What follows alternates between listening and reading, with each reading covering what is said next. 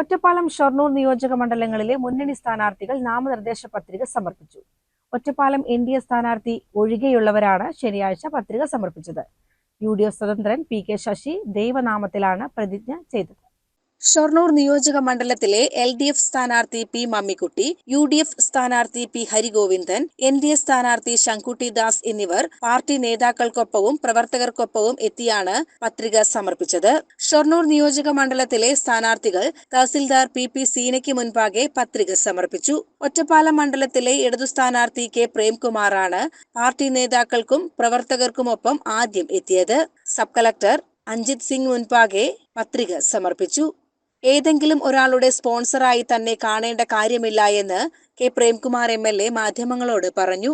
സംഘടനയിൽ പാർട്ടിയിലൊക്കെ നമ്മളെ ആ നിലയിൽ തിരുത്താനും ചേർത്ത് പിടിക്കാനും ഒക്കെ പരിശ്രമിച്ചിട്ടുണ്ട്. അതെല്ലാം ഒരു പ്രവർത്തനത്തിന്റെ ഭാഗമായി വരുന്നതാണ്, കൂട്ടായ പ്രവർത്തനമാണ്. അല്ലാതെ ഒരാളുടെ ആളായിട്ടല്ല നമ്മളൊന്നും പ്രവർത്തിക്കുന്നത് നിൽക്കുന്നത്.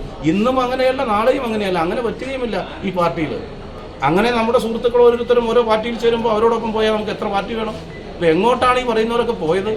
സ്ഥാനാർത്ഥി എന്ന നിലയിൽ ചില പരിമിതികളുണ്ട്. ഞാൻ കൂടുതലായി ഈ സന്ദർഭത്തിൽ പ്രതികരിക്കുന്നത് അനുചിതമാകുന്നത് കൊണ്ടാണ്. എങ്ങോട്ടാണ് ഇപ്പോൾ അവർ പോയത്? നിങ്ങളല്ലേ ചോദിക്കേണ്ടത്. കൈപ്പത്തി ചിഹ്നത്തിലേക്ക് മത്സരിക്കാൻ കഴിഞ്ഞ 5 കൊല്ലം എം.എൽ.എ, കഴിഞ്ഞ 4.25 കൊല്ലം KTDCയുടെ ചെയർമാൻ, ഇങ്ങനെയെല്ലാം ആയിരുന്നയാള് എവിടേക്കാണ് പോയിട്ടുള്ളത്? എന്താണ് നമ്മുടെ നാടിന്റെ ഏത് രാഷ്ട്രീയത്തിന്റെ പ്രതിനിധിയായിട്ടാണ് ഇവരെല്ലാം മുന്നോട്ട് പോകുന്നത്? അത് മാധ്യമപ്രവർത്തകർ ചോദിക്കേണ്ട ചോദ്യമാണ്. എന്റെ വിഷയമല്ല, ഞാൻ നിങ്ങളോട് ചോദിച്ചപ്പോൾ പറഞ്ഞു മാത്രം.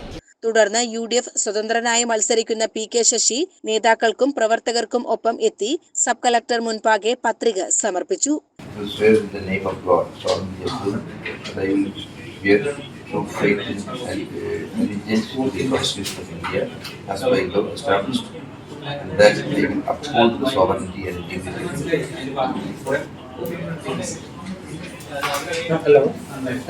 CPM വിമതനായി മത്സരിക്കുന്ന പി.കെ. ശശി ദൈവനാമത്തിലാണ് പ്രതിജ്ഞ ചെയ്തത്.